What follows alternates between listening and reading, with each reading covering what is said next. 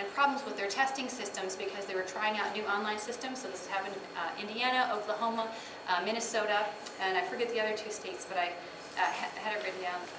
Basically what happened was trying to get all these children on the school's computers and their internet at the same time entirely crashed the system. They couldn't handle it. So that invalidated the testing results, of course, because the children had seen, the test before, they might have to retake it, and then if that related to the teachers, job performance or evaluations as it did in Indiana, then our state superintendent said, we're going to invalidate those because, well, how can we trust that those are accurate? They really measure the teacher's performance and so forth. And then just imagine, that take it nationwide in a couple of years here, and we should expect a lot more problems to continue. The new test will cost far more to administer each year, depending on the state. Georgia testing officials are going to have quadruple the costs. But again, nobody really knows the costs because almost no state estimated them before they signed on to Common Core. And to this date, I think there are about 3 states that have done a cost analysis of Common Core, and one of those is Texas, which of course has decided to refuse it.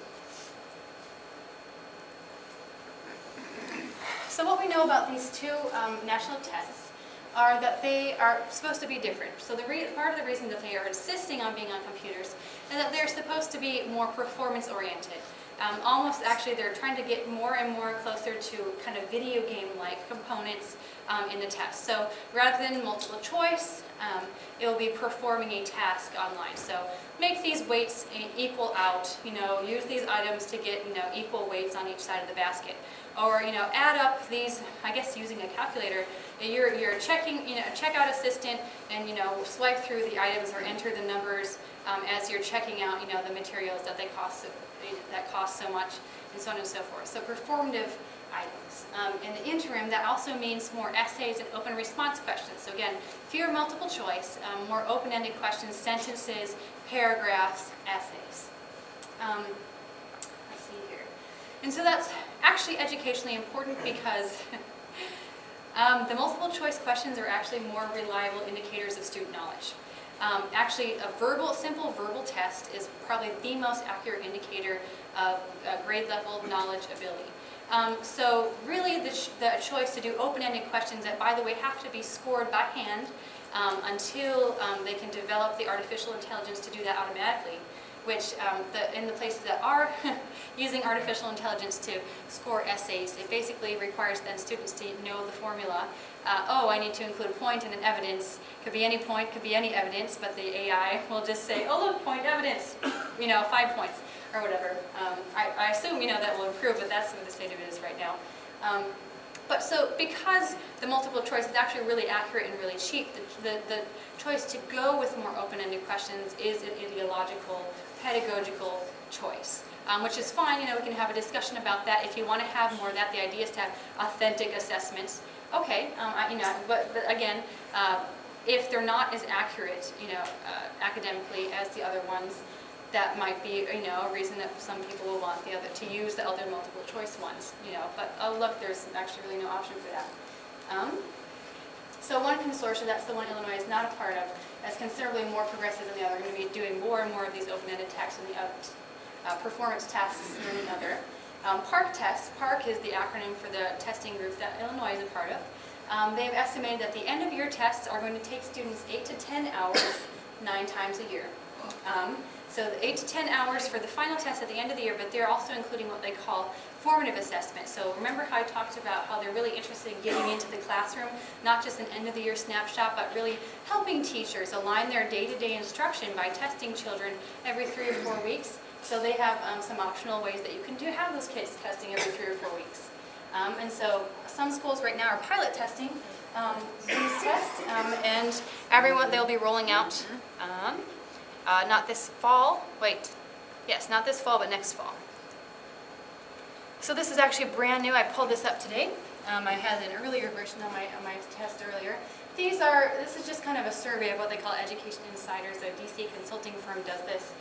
Just people who know about testing have been worried that the folks involved with Common Core tests will not be able to what they call, ship on time. So they've promised these tests to states by 2014, 2015, but the money runs out next summer, which is kind of a problem. Where they're going to get that, nobody knows that yet. So we just saw a burst of confidence recently. I think that's due to the first time they ever came out and answered questions publicly was held on in an education journal that I follow. So folks are now, now we know a lot more about their operation. We feel better about them because before that it was a black box. That's a really great way for an organization publicly funded to be functioning. And here are some quotes from the folks talking about why they believe these organizations are on the right or wrong track in terms of what they're trying to accomplish if they're going to match their promises up to state. So I'll give you a few seconds to read this here.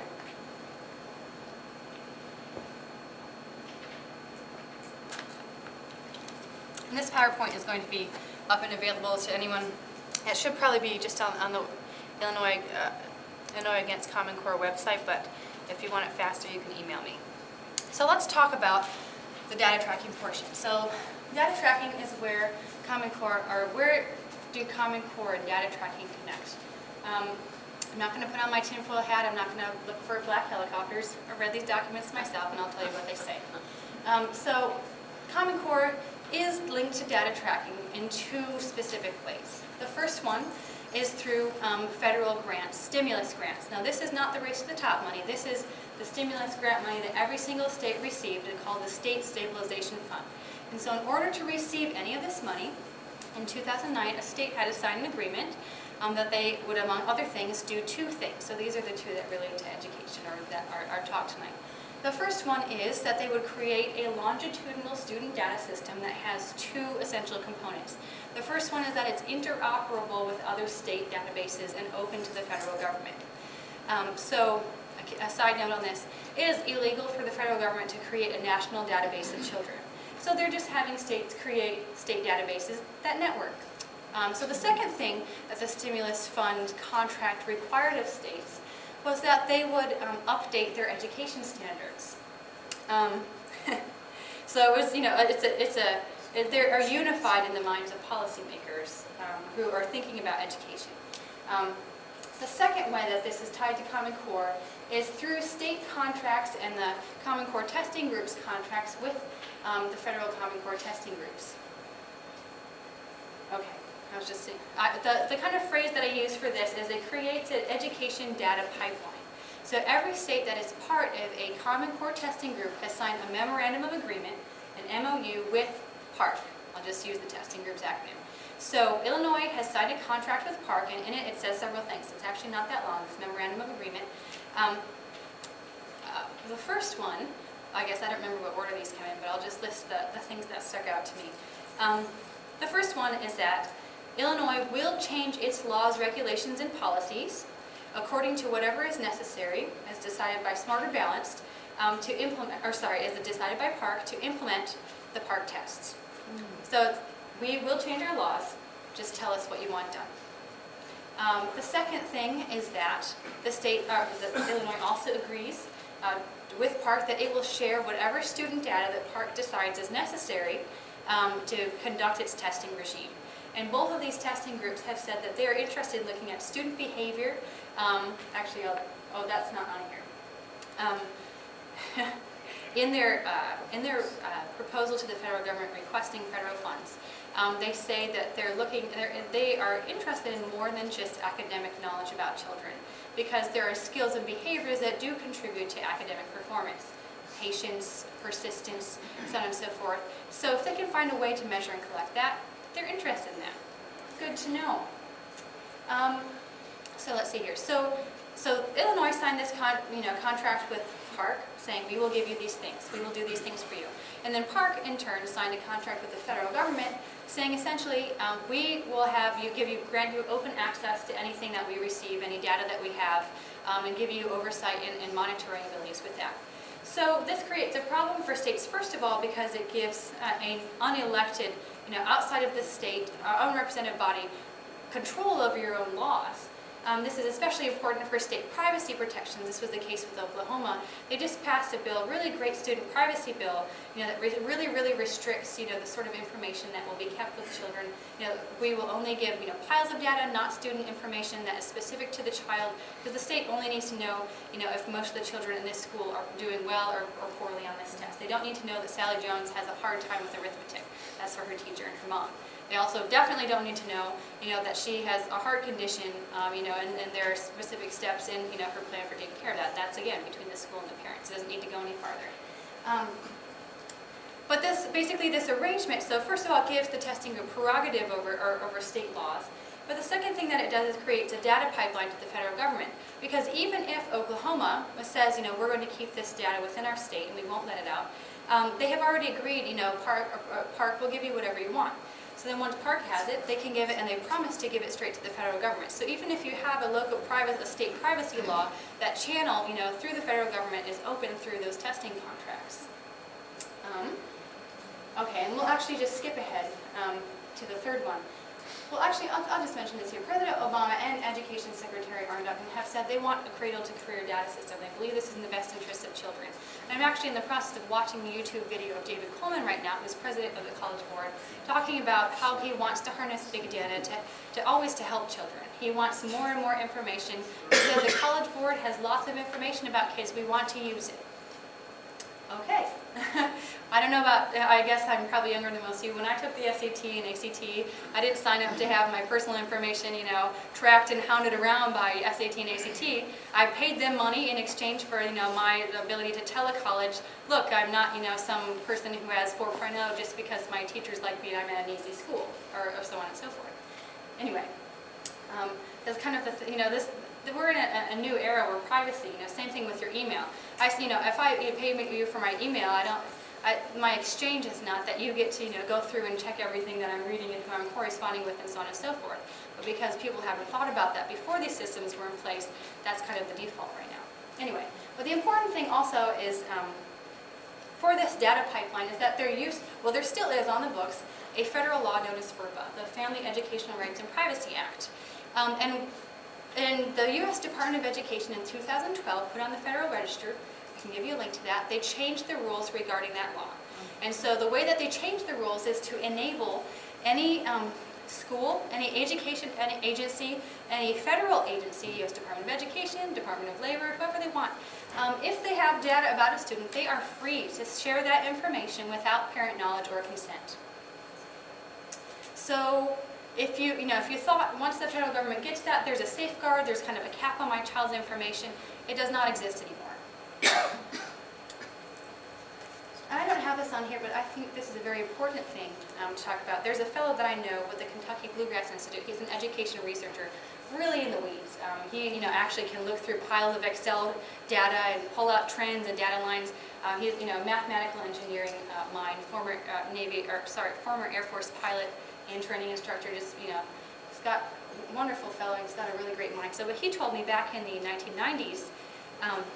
We think that schools are collecting anonymous information about children to send up to the state, and even schools and the state believe that. Random identification number for this child's file, we don't attach the name to it, so on and so forth. But the problem with that is the amount of information in a child's file needs to be very slim in order to be able to identify that child by name just from having the file, the de-identified file. So back in the 90s, they actually knew this a long time ago. Let's see here. So this fellow, the Kentucky fellow, Dick Ennis, discovered in the 90s, Kentucky had a large jump in its student test scores from one year to the next. All the state education department was so excited. Look at this big boost in scores. We're doing so well. And then he looked at the data. And he found, oh well, you excluded about 10% more children for this second testing, one in the first. And our jump on the state test does not correspond with the NAEP, the National Assessment of Educational Progress. There was no jump on that national test either. So seems to be something wrong with our data. So in order to check his assertion that maybe, excluding many more children from these tests influenced, made the testing results look a lot better than they would have been if they were done honestly, the Kentucky hired a researcher to come to compare those children files. So of course he needed to know which children had been excluded, and then what he did was, which he shouldn't have been able to do, right? That they're de-identified by the time the national test gets them, and they gets them, they just get piles of random data. But because the random data includes a number of really personal things that narrow the categories down, with an 86% accuracy, he was able to re-glue the names of the children back onto their files from the de-identified data, just with 7 information points about the child. So that, we know things like family income. So if a child is on free and reduced price lunch, the school knows their family income, and so does the federal government. Race, birth, not even birth date, but month and year of how old the child was, what grade they were in. So really basic things. But the long and short of the whole story is, if people tell you de-identified data, which is random piles of information, it's totally secure, that's actually not true. And so when you add more things than just those 7 basic characteristics into a child's file, there's basically, it's what Dick calls digital DNA. There is nobody else who has that same profile. So more needs to be done to protect children's information than just random number identifiers for them. Okay. I'm just going to touch on number 4 here, and then I'll move on. We're almost done. So the National Center for Education Statistics has released a national education data model that gives kind of a template for the sort of data it wants states to track through these new databases they are currently constructing with federal dollars. So these include, it's 416 data points in all. So these include, and I can send you a link to this, these include blood type, hobbies, nicknames, social security numbers, family voting status, finger and eye prints, and religion. I don't know about you, but I don't think any schools need to have that about my child in a file that is, accessible to anyone and their mom according to the federal government. Okay. And this is, this whole, I'll just mention the ACT one as well. Testing is moving, this was something parents rejected in the 1990s called outcomes-based education, where they switched from, again, the traditional content knowledge that parents and employers expect schools to be teaching, do you know anything? That's the whole point of going to school. And started measuring soft skills like attitudes and behaviors and personality traits. And that's something, again, that testing companies are moving towards again. I interviewed the vice president of ACT, and he's all excited about their new testing, their new type of tests that are supposed to be for middle and high schoolers. It says grade schools here because it goes down to 5th and 6th grade, that are essentially a psychological test. They include character traits, attitudes, and beliefs. Are you a hard worker? And then they have the child answer that sort of question, then they have the teacher answer that sort of question. And it all goes into, of course, the computerized database that ACT accesses. And in Alabama, ACT is giving schools incentives to have children participate in this test voluntarily. For every 50 children that sign up, your school gets 2 iPads. There are more incentives. You get free books and things at the district level if you have higher district participation. Okay, and so there's a fellow named Dr. Gary Thompson. He's a clinical psychologist in Utah. He describes himself as a liberal, a supporter of President Obama, and he took a look at all the original documents, the contracts between the states, the testing contracts between the states and between the testing groups and the federal government, and the sorts of things that the testing groups were looking at, including on the test, the Common Core tests. And he says, I'm not an expert in education thought. I can't talk about Common Core as an educational thing, but what I can tell you is an analysis of the psychological and educational assessment portions of Common Core, according to the documents that I've reviewed. So he says flat out, this provides psychological and cognitive assessment of children. So it's, this is the sort of things that their tests will span, according to the information they release publicly. So he says the level of information provided about a particular child in these sorts of tests, the kinds that he administers every day at his clinic, is both highly sensitive and extremely personal in nature. They're also extremely accurate. These same tests that we use in our clinic are used in part by federal law enforcement, the military, local police departments, and the Central Intelligence Agency. So it's kind of an indicator. These, you can, with a few questions about a child, you can really be able to unpack the personality, the habits, the likely behavior, and so on and so forth. And he says, in our clinic, because this is so personal, that we operate under very strict ethics, just ethics guidelines, professional ethics guidelines, but also laws. So he talks here in point number 3 about even sometimes they fight a court order when a court order will ask them to release that information because of how sensitive it is and how it might influence some things that the child or the family is involved with. But he says that the Common Core state standards radically changes this game. And if you go to the original analysis where he's talking about this, it's because the Common Core, the information that they're getting, is not protected by the privacy laws at the federal level, similar to the medical privacy laws that govern the medical sides of things. So his conclusion is that given the gravity of these issues, I cannot professionally endorse the Common Core state standards as currently written until pointed clarification is provided by politicians and educators from both parties endorsing Common Core.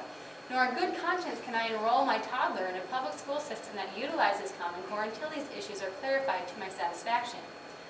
The issues involving psychological testing and privacy are issues that should be of concern to every parent with a child enrolled in public school. The power granted federal and state education administrators via the regulations of Common Core are unprecedented in nature. All right. So this is my very last one. I'm open for questions as well. So first of all, what to do. I just talked with a father in Tennessee this week over email, and he was saying, it's the same question, what do I do?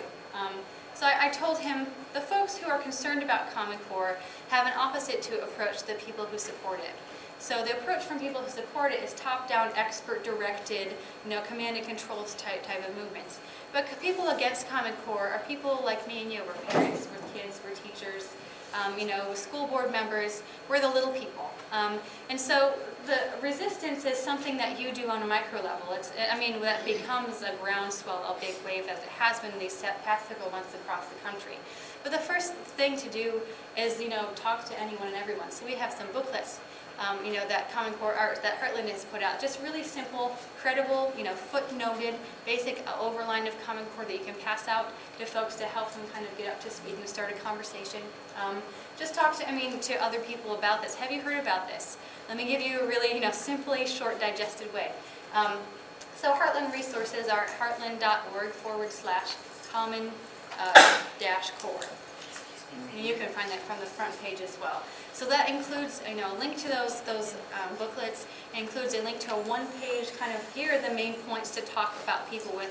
If you're talking to a school board member, your principal, your state legislator, they don't have time to listen to an hour of presentation from somebody. But you can give them, some really short data and then say, here's where you can find more. Here's the original documents. Show up places. Just go to your local school board meetings. Talk to teachers. Talk to principals.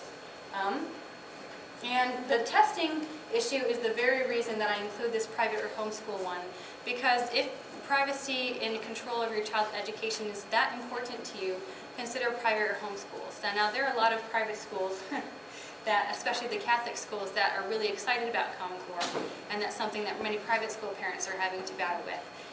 But depending on your level, there are of interest and concern about this depending on what it is. There are a lot of ways to do that when it is not as hard as it was 30 years ago when you had to be a backwards person in a jumpsuit figuring it out all on your own. Another really great way, simple way to start a conversation about Common Core with your child's teacher or probably principal is there's an opt-out form at truthinamericaneducation.com. It's just basically, please don't teach my child Common Core. I don't think it's best for her. Also, I'm going to opt her out of all the tests. Which a brave North Carolina 5th grader has decided to do this year. She said, I think Common Core is wrong. My parents think Common Core is wrong. I'm not taking any Common Core tests. And so her school district started by telling her, you can't come back to school if you do not take this test. We'll give you this test every single time you're here, and you might get held back a grade, if you don't take it. She's in the gifted class, smart kid. She just said, well, I'm going to look at the testing screen. I'm not going to answer anything, and that's the end. And it was the end. So there are a lot of parents who are saying to their kids, if the testing is the part that especially concerns you, you can say, opt out, and then look, my child will not take this test. You have that legal right. You also have the legal right to walk into your child's school and ask to see your child's file. I want to know what's in my child's file, what's in my child's information. You're the guardian. You can go get that. All you have to do is ask for it. So now I'm open for questions. Yes. Okay, you did a great job of explaining how the federal government has control or doesn't have control over the states and how the Common Core curriculum was created. But I'd like you to talk more about how the state law and the legislatures and governors have control over this, how the State Board of Education, the school boards, the principals, the teachers, the parents, What are the different authorities and legal controls that exist? How, if you say a state adopted it, what does that mean? I mean, can the school board say no? Can, you know? Yes, the short answer is that in most states and in Illinois, the State Board of Education voted to adopt Common Core.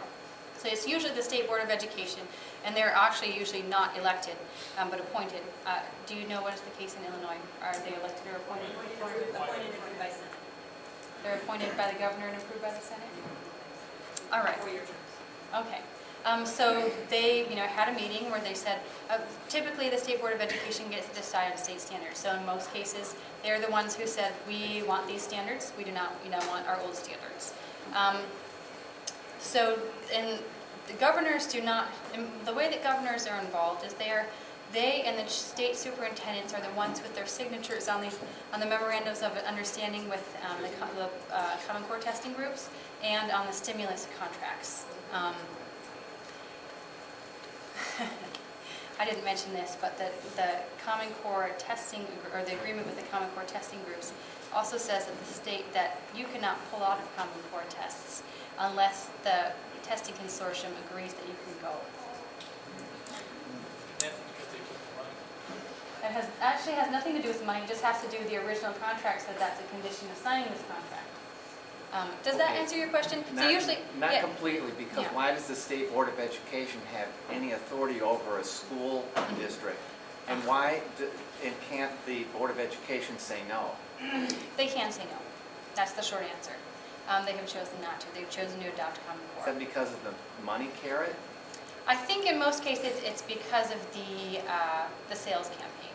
So states were told, and school board members, remember for months beforehand, David Coleman flew out to state boards of education where they were holding hearings on Common Core and talked about Common Core to them. So did a number of other people who wrote Common Core. But state boards of education have usually the state constitution, so this will depend, of course, by the state. But usually the state constitutions say the legislature has control over education, and in most cases, the State Board of Education exists because the legislature created it to delegate that responsibility to them. But there's nothing in most state constitutions that says the legislature cannot take that power back or say bad job State Board of Education. So that's what in most states legislatures, because like I said, they're the only way that people can talk to an elected representative and have their voice heard and say, please do something for me. Because it's my understanding that most school boards delegate the curriculum decisions to the educators. They don't make them themselves anyway. Mm-hmm. Well, that's the thing, so usually you will hear this thing, districts can do whatever they want. Local control, we believe in that, except that school districts do have to administer those tests. And the question, and most districts feel that they're at a disadvantage on a Common Core test if their children haven't learned the Common Core way, which is, I think, a reasonable thing to think. Yes, ma'am? What if we disagree individually as parents with some of the decisions by the schools that have adopted Common Core? What right do we have individually as parents to step in and decide for our own children what we want done with their education? I think, as far as I know, you have two options. You can withdraw your child from the school. I mean, first of all, you can try to make your case.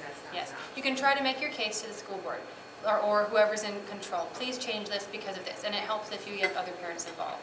So that's you can withdraw your child from the school, or the third thing you can do is school boards are elect a new person, or in fact, elect more than half of new people.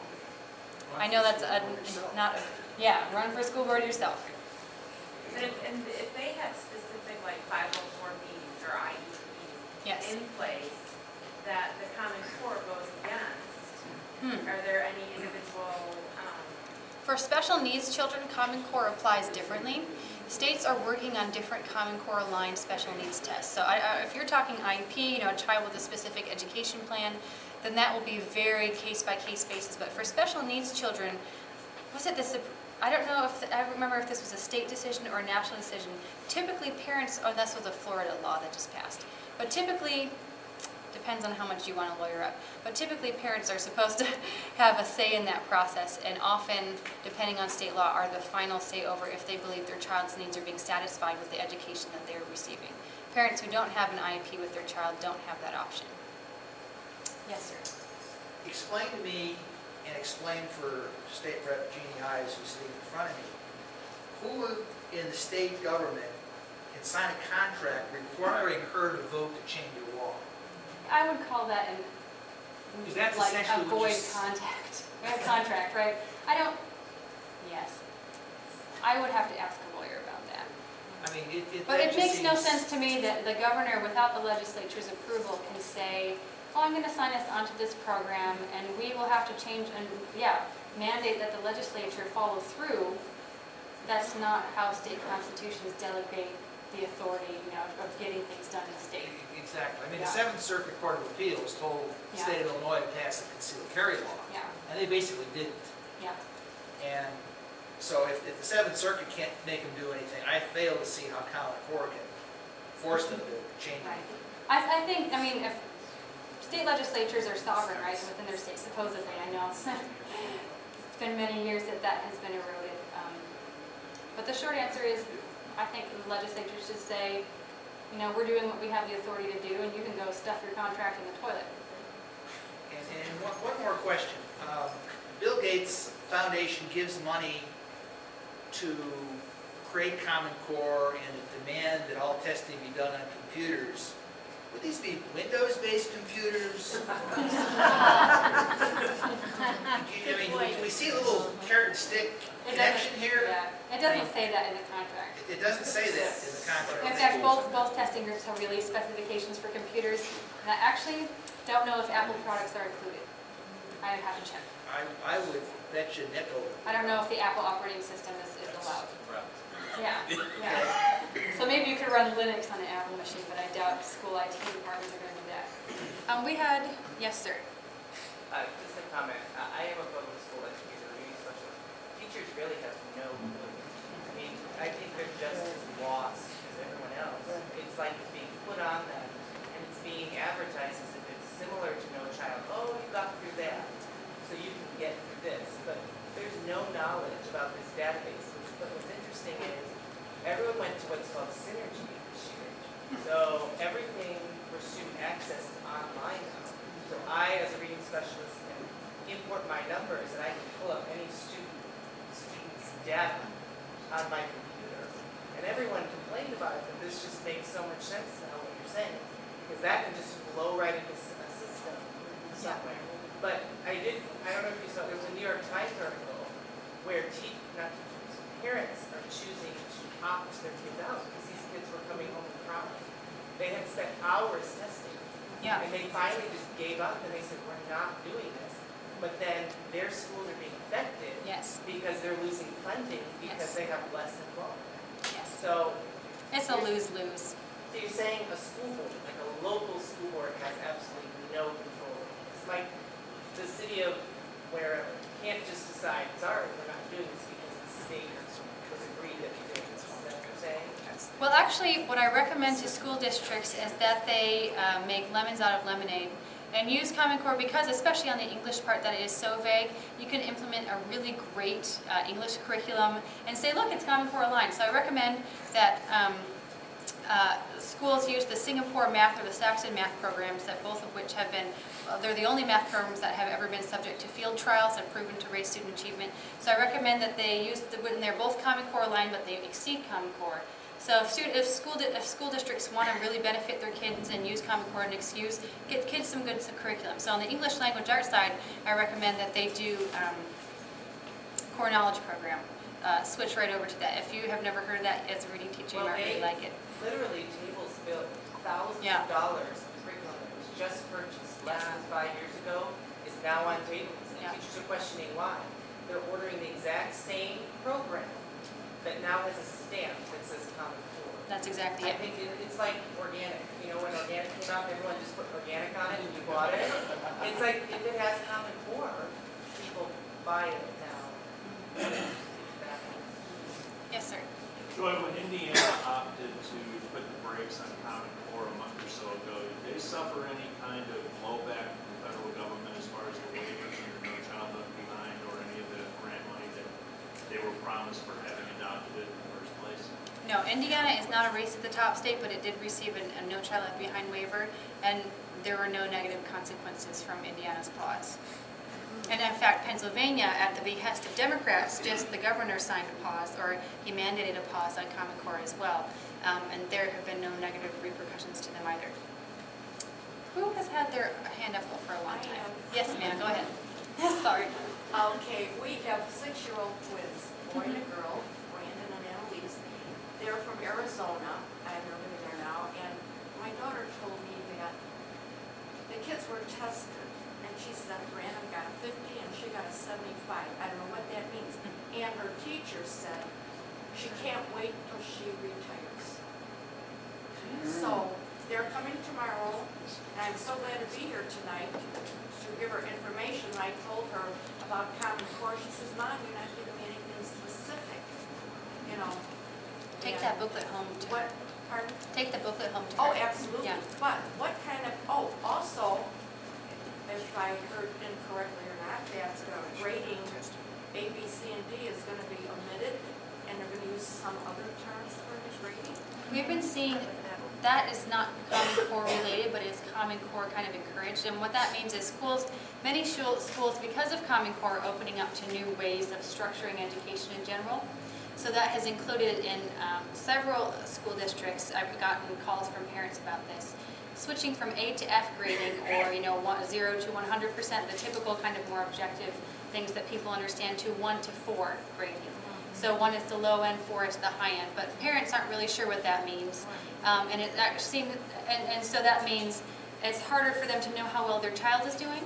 So, and it's also the 1 to 4 grading system is tied to the standards. So that will be very granular. So, this child can add fractions, with a denominator below 5, say, and grade 1 to 4 on that, so on and so forth. So those are a way of kind of aligning the grading system directly to Common Core. So like I said, very granular, very in the classroom. This isn't just, we give teachers the freedom to teach. This is, a lot about, look, we're folks from the outside are coming in and watching even how you grade, and so on and so forth. Yes, ma'am.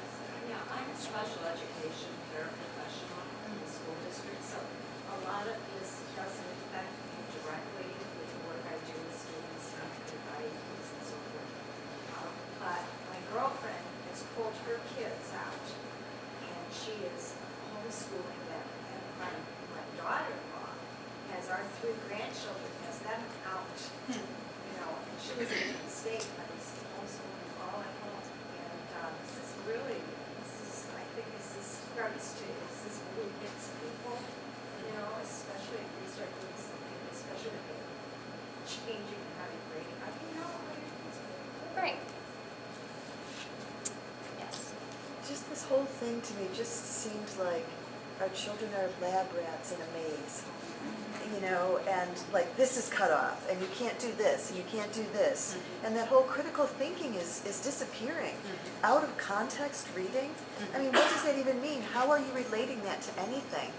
It doesn't make sense. It just makes no sense. But also, I got a letter from the Rockford Diocese. I'm in the Rockford Diocese. They just implemented Common Core in all of their schools.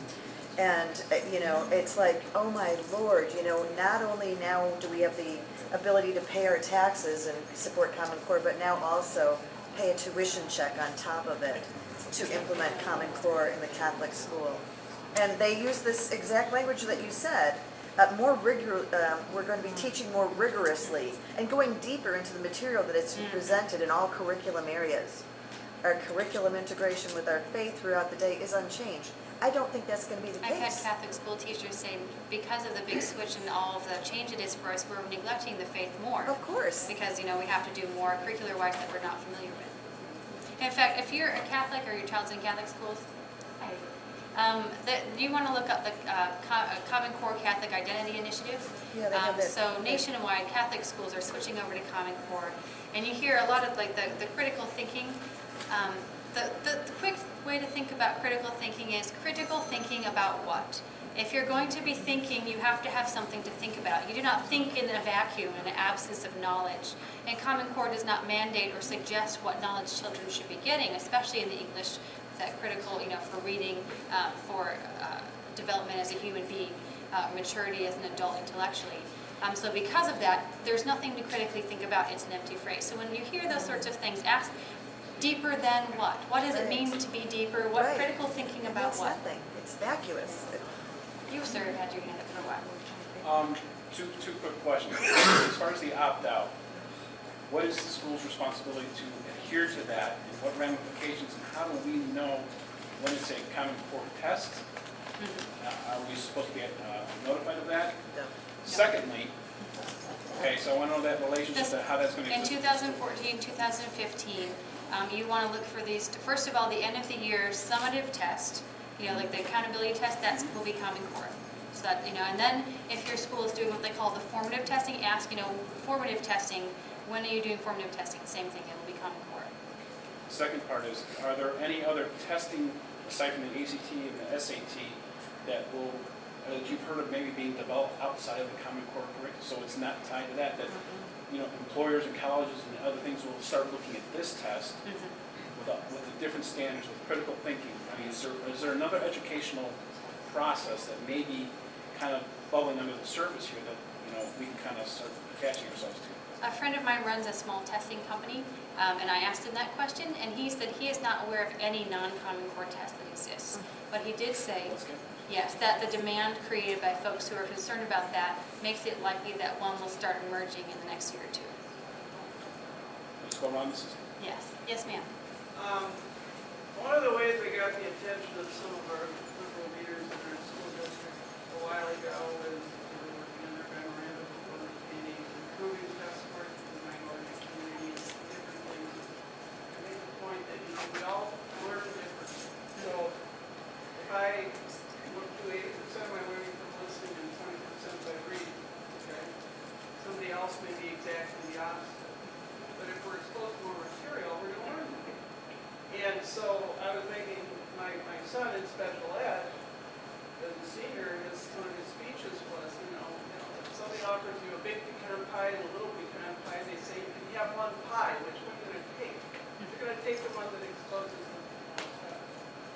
So if you take that premise and you add that with a bell-shaped curve, that we all have aptitudes and abilities that vary, and some of us are going to be above average and some below, but generally speaking, the curve tends to not change. So if we go with this, without critical thinking, we will end up with a flat line of education, where all we'll be left with is a society of theological critics, not critical thinkers. Like that. Is there anyone who needs to leave soon who has a question?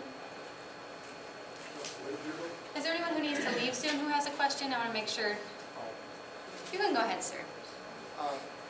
I've heard about this tracking that's going to take place, and it's going to be done by the kids wearing these bracelets. Is that a truism or not? There is a true part to that, but it goes like this. So a part that I skipped over in my presentation, I was a person who broke the information about a February 2013 report from the U.S. Department of Education that talked about ways of learning, trying to find what is effective for children. So they did talk about using biometric sensors on children in a pilot testing environment, not rolling that out in all schools, not having kids use. They talked about pressure-sensitive mice, things that tracked where kids' eyeballs were going. The Gates Foundation has funded a wristband that kids can wear that automatically transmits to the school all their health information, heart rate, steps, walks, so on and so forth. So there are things that are going on related to that, but they're local initiatives. There's no, as far as I've ever heard, any nationwide plans to do that sort of testing on children. And in a pilot testing situation, the children would have to be, the test subjects would have to be, have to be approved by their parents since they're minors. And one other thing, I understand that there's going to be cameras on the kids and the teacher all through the day. That was something that the Texas legislature turned down, having cameras in all special ed classrooms, because there were some concerns about special ed teachers who had abused children. But they said, no, we don't think cameras in everyone's classroom is a good way to take care of that problem. Bruno. Joy, thanks a lot. That's a fantastic presentation. Yes. I'm going to ask a couple of questions. I'm going to ask you to respond to them if you could, kind of for the audience here, or statements. And you tell us whether you think they're accurate or whether they're an overstatement. Okay. The way you laid this all out, the fix is already in. We have 14,000 school districts that are already de facto centralized into a centralized system where our property taxes are funding the centralization of education to a degree no one in this room probably supports. Is it not accurate to say, based on some of the questions people ask, about how do we get our kids out of this? How do we make it so teachers can teach again? Isn't it true that the only real choice we have as citizens now, given the regime that's being foisted upon us, is to demand, literally demand, the return of independent schooling through school choice? If parents can't demand the choice that they want for their child in any number of independent schools, if they don't have that choice, isn't it true that Common Core is, they're just going to be funneled into it the way cattle are funneled into a slaughter corral? Yeah. Yes. Well, you know that I support school choice. And one It's of a the trick question. and one of the reasons that I do is because when you have families that can pursue different things or create a demand for, we want a school that doesn't test their children at all. We want you to show us that you do a good job in other ways, and here's what we think is a good way of doing that. Then that demand, can create a school like that, and families have that option. Or, families can have a school where, let's see here, we want, we want a classical education. We're fine with an end of the year test to show us kind of how our kids are doing, but we want it to be, from a company that isn't selling our kids information somewhere else, so on and so forth. So when families have the freedom to, to go places, that reduces the conflict that exists within the system, because everyone is not forced to do the same thing and battle it out over who's going to have power and control. Families who have different ideas have different opportunities. So that's the short answer to that. The problem with Common Core is related to school choice, that is a big distraction from school choice. You've seen a lot less happen this year nationwide on the school choice front, and a large amount of that was because the Common Core debate was sucking a lot of air and momentum out of what conservative, there are crossover Democrats who support school choice, actually one here from Chicago who sponsored a voucher bill this session. But the sucking a lot of the air out of what people are able to do educationally that is bold and positive. Because the other reason Common Core is a threat to school choice is because, again, when you have all the tests in pointing to you want to get to college, you must do Common Core. Well, a lot of families whose kids are going to private schools are expecting their child will go to college and so forth. Did you have another? The only follow-up I have is to the gentleman who asked about who or what, and this goes to the person you talked to. The market is in the process, and as consumers, you simply must start demanding it.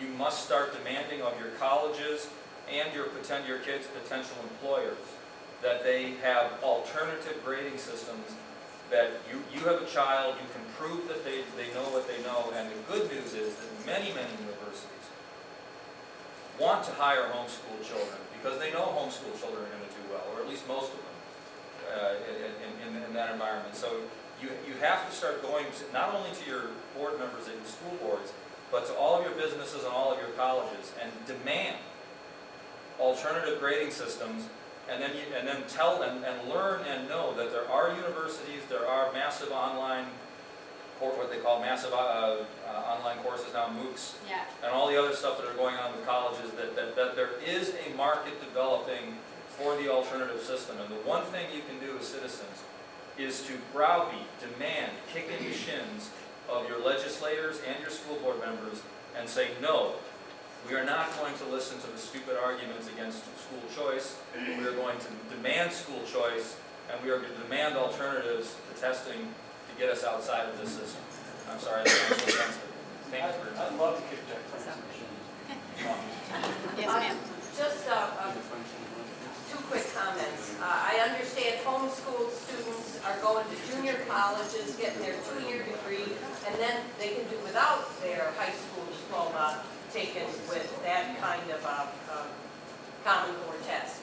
And two, I saw on the slide, and I've been here in other places, 70% of the reading materials are to be informational materials by 12th grade.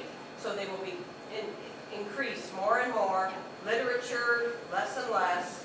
And did I understand there is a botanical index that's going to be one of the reading materials? The list of suggested readings includes, an executive order from the president related to environmental concerns, and one of them includes like an insulation manual.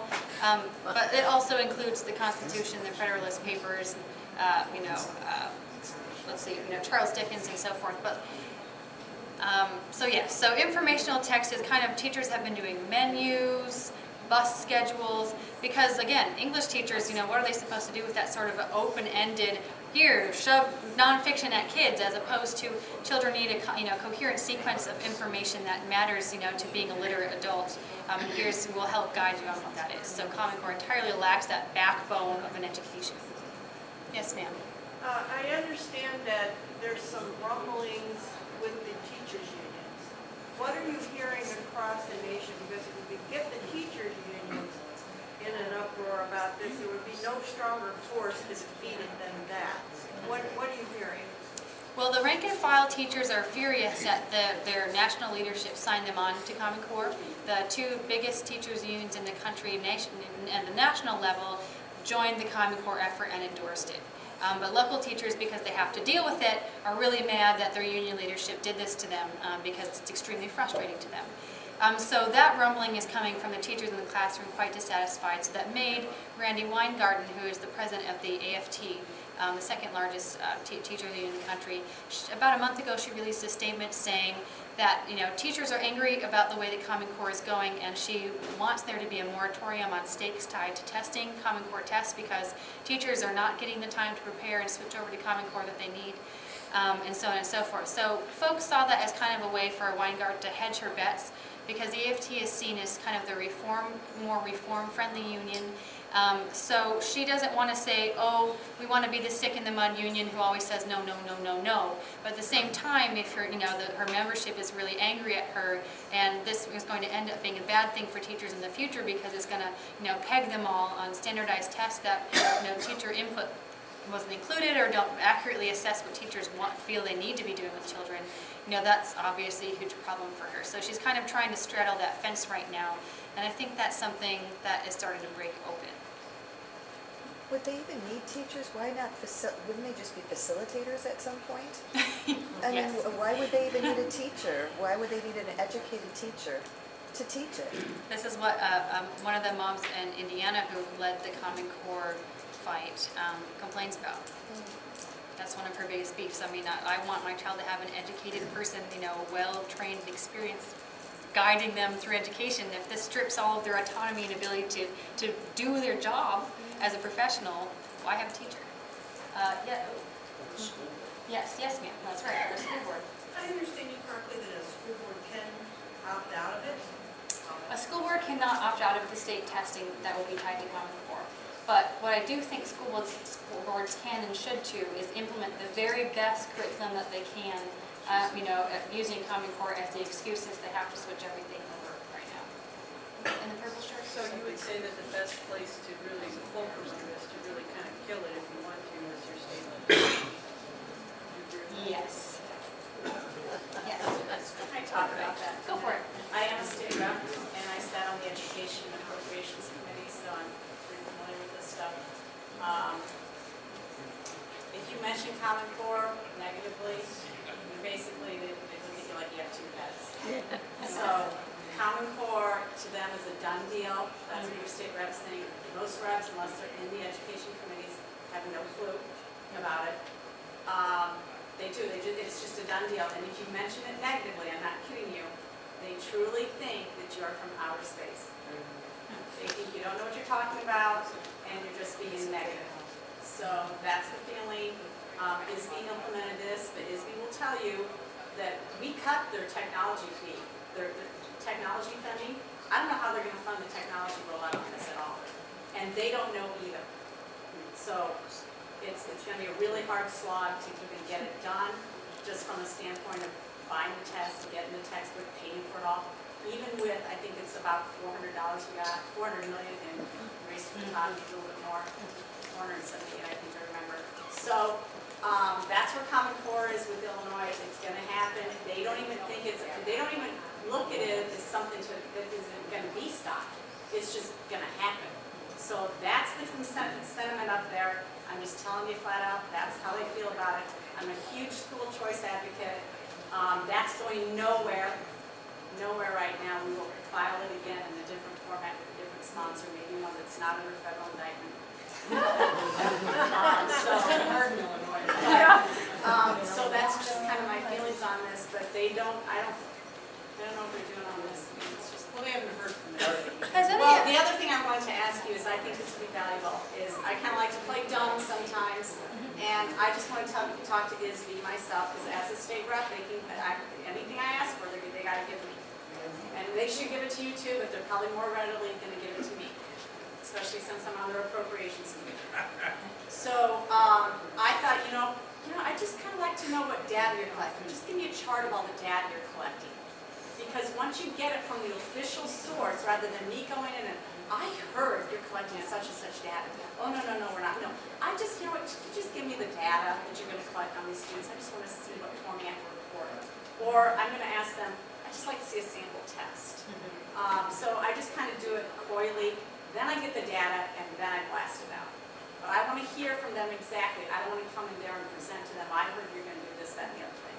Oklahoma lawmakers just passed a bill that requires the State Board of Education to catalog all the data they collect on children. The Department of Ed didn't know. So the first phase of the bill was, first we want to know, second of all, we want to protect it. So that passed, almost unanimously all the way through. It was a really big bipartisan, that's kind of a no-brainer.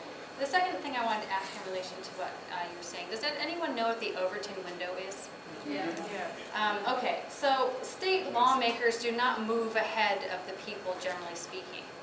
So the short thing is you need to provide political cover for your lawmakers that are going to be, so first of all, to educate, people who don't know that there might be some people who disagree, but second of all, to say, look, we have all these signatures of people who will support you, who will burn down the phones anytime a bill comes up.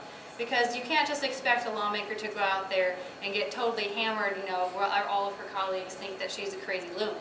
So you have to create the window of possibility, move that forward for them, and that is, what you do by educating folks, by talking, by calling people, and getting it moving. So that you are necessary, forerunner for the legislature, anyone else to do anything.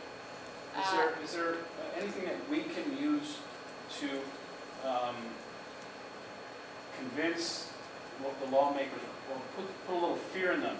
If we took out a full-page ad and said, Jack Franks voted to spy on our kids, and here's the 400 bullet points, and he'd go, oh, boy, what I don't know about That's this. what I find What don't I most know? concerning here is the data mining, and that's what I want to hit on with What them. can we because hit them with especially that scares them? Well, what's happening at the national level too, that just is, it's so intrusive to be doing this to your children. Democrats in New York. So But we need a single I think cohesive we have some message. traction there, we can get some traction on doing that, and so over the summer, I'll be talking to ISB about some information. And then I'll start shopping around. Did you know the Common Core does this? Because I'm telling you right now, they don't know. That's They the don't point. know, That's the they point. don't care, they got other topics, it's all about pensions. You gotta And scare I really them. should leave since I have to be down there tomorrow. But, yeah. Sir, were you back there? Did you have a question? When she mentioned about the technologies being cut back, I'm a computer guy, and my position has changed to help third graders become better keyboardists in time for the Common Core test. Because they have to be able to keyboard in at least a page of type in a set amount of time. At 8 years old. So, if they're cutting back on the computer technologies, it's going to be harder for those. First of all, you become a fourth grader types 10 words a minute, if they're lucky. Now, third graders, it's not going to be good for third graders doing online typing paragraphs. And I was asking, at least they should be able to do at least 2 screens for a test. So there might be written pages, 5 written pages for a kid. They wrote by hand. Yes, sir. Joy, maybe you or the representative can give us some advice. I don't believe we're related to Common Core, but I think it's damaging to children, and it's important. My kids go to a grade school not far from here in Barrington, Illinois, and I'm wondering if there's any other schools that do what they do. The principal of the school has a program that's been going on for shuts off the majority of the lights in the school every single Tuesday. She declared Tuesdays Green Day. And, no, seriously. And, File suit for religion, that's a religion. well, Yeah, I've to bring gone to the religion school to the board, school. I've complained to everybody, I just think. What do the children do? Just sit in the They walk dark? around in dark hallways and they have ice cream and nobody else seems to care. And I was laughed out of school board meetings and, yeah, it's called Grove Elementary School and it's something that, I'd like to have stopped. And if children give any suggestions or know of any other schools that do it. I have never heard of that before. It's See, when you say things like this, I often, hear from people, oh, just take it to your school board. They're elected for a reason. And then I hear from people like you and other parents who can't get their kids into the advanced math class even though they test into it or whatever else. The elected school board is no, friend, of the people. Because, their school boards tend to be elected during off-election times, which means that turnout is the people who care about the election, which means it's, teachers. Anyway, so I do not have a suggestion for you, because there basically is no recourse. Sure. Okay. Call the Green Religion. Go ahead, sir. Yep. I thought you said earlier that the Board of Education could say no to Common Core, but apparently that's not the case. Can you clarify and also explain where an appointed state Board of Education gets the legal authority to force local schools to do what they want? I don't understand that. I think that will be in exchange for the state funding that the school district gets. That's usually how it works. We give you a lot of money, you have to administer state tests and follow state law. And I don't know how. But isn't it the lawmakers that are supposed to decide, not the Board of Education? In most cases, the lawmakers have delegated that authority to the board. Yes, ma'am. When you start and you explain this process, none of it seems to be part-time legal. I don't understand. Okay, well, I'm glad I came into the matter. Welcome to Obamacare. I think this should be on a level of people complaining. On a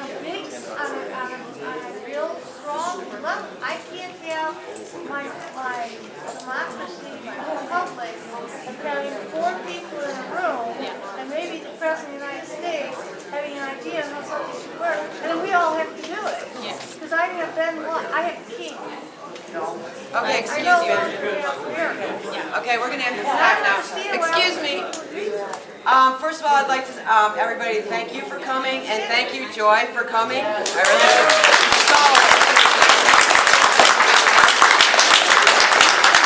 and we're so grateful that we were able to get her in.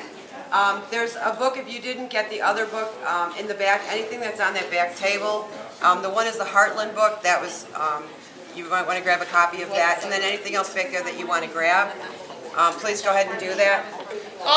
Most of what Joy talked about, the actual Quinn's signature on the contract, all the laws, everything she talked about is on stopcommoncoreillinois.org. And if you email there, you'll be reaching me. My name's Erin, and I answer questions to get information for people who need it. Okay, so we do have a website with all the information. I post all Joy's information there, so please feel free to use the resource and see what we're up to. Actually, I got their email addresses. We're going to send them one comment or email. And then we'll actually put it on the comment. I don't actually know where it is. So, it's not actually here because it's a Democrat. I know there's at least 3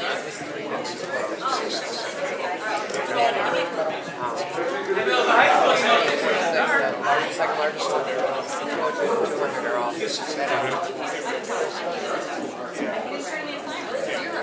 Well, thank you so much.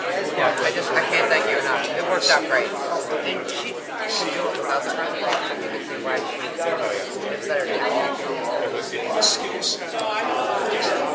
She got saying, don't worry about it. Well, one of the people I think are kind of